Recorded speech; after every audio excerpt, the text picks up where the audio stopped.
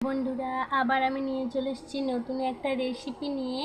খুব মজাদার রেসিপি। আপনারা দেখার সঙ্গে সঙ্গে চিকেনে গিয়ে আপনারা সঙ্গে সঙ্গে রেডি করে ফেলবেন এরকম নতুন একটা আইটেম। দেখুন, খুব সহজে ঘরোয়া উপায়ে খুব সুন্দর একটা রেসিপি। তো এরকম একটা বড় পাত্র নিয়ে নিয়েছি। এরকম বড় পাত্রে দুটো ডিম ভেঙে নেব। দুটো ডিম নিয়ে নিয়েছি। এতে আমি পরিমাণ মতন চিনি দিয়ে দিচ্ছি। তো চিনিটা যতক্ষণ না মিশ্রণটা না হয় ততক্ষণ আমি এটাকে ফেটে নেব।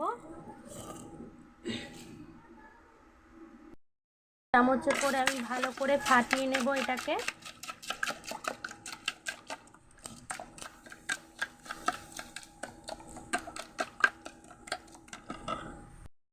দু মিনিট ধরে আমি ফাটিয়ে রেখে দেব। রেখে দেওয়ার পর আমি এরকম গাই দুধ নিয়ে ফুটিয়ে নেব। এখন এরকম গাই দুধটা ফুটে গেছে। গাই দুধটাকে একটু ভালো করে ফুটিয়ে নেওয়ার পর ওতে দুটো এলাচ দিয়ে দেব। দুটো এলাচ অ্যাড করলাম। তো এটা ভালো করে ফুটে ফুটে আসবে। আসার পর আমি 10 টাকা প্যাকেট আমুল দুধ এতে মিশ্রণ করব। 1 কাপ দুধ নিয়েছি। এরকম মোড়ে মোড়ে 2.5 কাপ দুধ নামবে। দেওয়ার পর আমি গুঁড়ো দুধটা অ্যাড করব। 10 টাকা প্যাকেটের যে গুঁড়ো দুধটা হয় সেই গুঁড়ো দুধটা আমি অ্যাড করছি।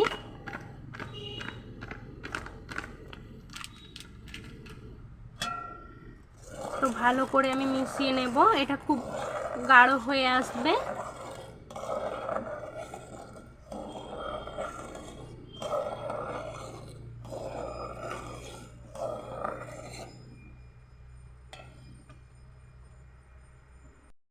ভালোভাবে ফুটতে ফুটতে আমি 1 চামচ ঘি দিয়ে দেব পরিমাণ মতন।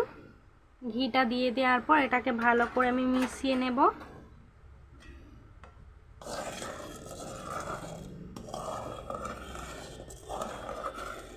খুব গাঢ় করা হবে এটা।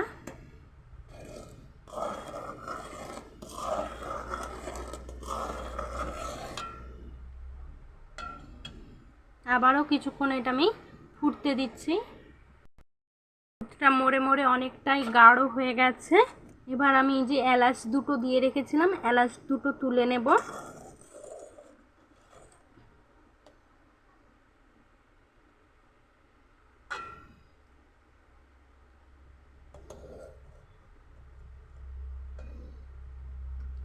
তো এবার আমি এটা একটা পাত্রে ঢেলে ঠান্ডা করে নেব।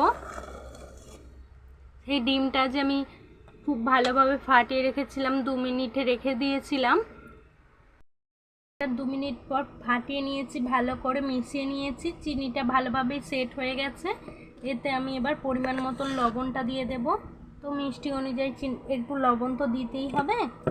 লবণটা পরিমাণ মতন অ্যাড করলাম। তারপরে আমি এবার কর্নফ্লাওয়ার 1 চামচ দিয়ে দেব। কেননা জিনিসটা সেট হতে কর্নফ্লাওয়ারটা একটু দেওয়া দরকার। তো ভাঙা ভাঙা ভাঙা হবে না, পুরো সেট হয়ে থাকবে। কর্নফ্লাওয়ার আমি পরিমাণ মতন 1 চামচ দিয়ে দেব।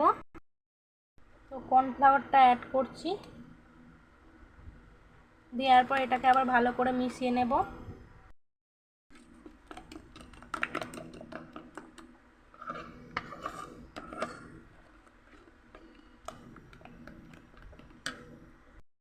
ফ্লাওয়ারটা ভালো করে মিশিয়ে নিয়েছি।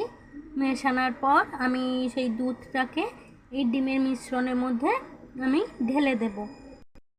ঢেলে নেওয়ার পর আবার এরকম করে ফাটিয়ে নেব ভালোভাবে। এইগুলোকে মিশিয়ে নেব। তো একটা চিনির সিরাম তৈরি করব। সিরামটা তৈরি করার জন্য একটা কড়াই বসিয়ে দিয়েছি। লো আঁচে করে রাখবো গ্যাসটাকে। তো এর পরিমাণ মতন আমি চিনি দিয়ে দেব।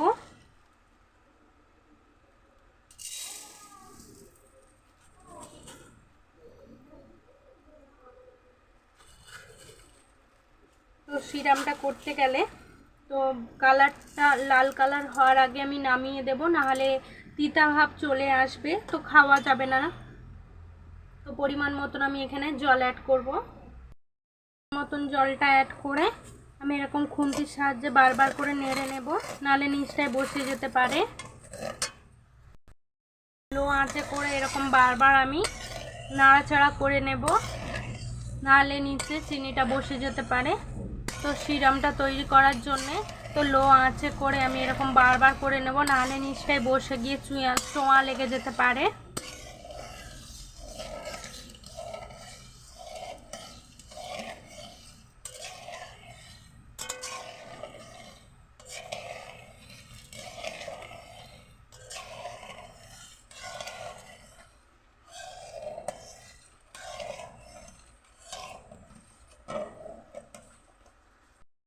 দেখুন এরকম ফুটে ফুটে একবারে এরকম ফেনা উঠে যাবে। তো এরকম একটু লালচে কালার এলেই আমি নামিয়ে দেবো, নাহলে তিতকুটি ভাব এসে যাবে, খাওয়াই যাবে না। তো খুন্তির সাহায্যে বারবার করে একইভাবে আমি নাড়তে লাগবো। সিরামটা এরকম লাল হয়ে এসে গেছে, এবার আমি পাত্রেতে নামিয়ে নেব। এরকম পাত্রে ঢেলে নিয়েছি, খুব টাইট হয়ে বসে গেছে, সেট হয়ে গেছে। এর ওপর আমি যে ডিমের মিশ্রণটা, দুধটা যে মিশ্রণ করে রেখেছিলাম তাতে আমি ঢেলে দেবো। এটা বসিয়ে দিয়েছি, একটা স্ট্যান্ড বসিয়ে দিয়েছি, গ্যাসের ওভেনটা আমি জ্বালিয়ে দেব। এখানে দুধের মিশ্রণটা একটা বড় টিফিন কৌটায় আমি দিয়ে দিয়েছি, এটাকে আমি বন্ধ করে দেব। গ্যাসের ওভেনে একটা স্ট্যান্ড বসিয়ে দিয়ে এরকম অল্প পরিমাণে আমি জল দিয়ে দিয়েছি, যেন টিফিন বক্সটায় জলটা না ঢুকতে পারে। আমি ভালো করে এটা আঁটিয়ে দিয়েছি। এর উপর আবার একটা ঢাকনা দিয়ে দেব। একে আমি 30 মিনিট ভাপাতে দিয়ে দিচ্ছি। জলটা মরে মরে অনেকটাই হয়ে গেছে, তো ভাপানোটা হয়ে গেছে, এবার আমি নামিয়ে দেব। তো এটা খুবই গরম, একটু ঠান্ডা করে আমি এটাকে ঢাকনাটা খুলে নিয়ে দেখাচ্ছি আপনাদেরকে কীরকম হয়েছে। দেখুন আমি নামিয়ে দিয়েছি, টিফিন কৌটাটার ঢাকনাটা আমি খুলে দিয়েছি। এটাকে ঠান্ডা করে রাখার পর আমি ফ্রিজে 30 মিনিটের মতন আমি এটা ঢুকিয়ে দেব। দেওয়ার পর আমি পুরোটা কমপ্লিট হওয়ার পর দেখাচ্ছি কীরকম জিনিসটা হয়েছে। তো বুঝবেন কি করে, একটা খাঁচি নিয়ে এরকম মাছ বরাবর ঢুকিয়ে দেবেন। দেওয়ার পর দেখবেন যে এরকম খাঁচি নিয়ে মাছ বরাবর আমি ঢুকিয়ে দিচ্ছি। দেখুন এরকম সেট হয়ে গেছে, তো কোনো লেগে আসছেনি। তো এরকমই ভাববেন যে এরকম পুরো লেয়ারটা হয়ে গেছে। এবার আমি ঠান্ডাতে আমি ফ্রিজেতে রেখে দেব।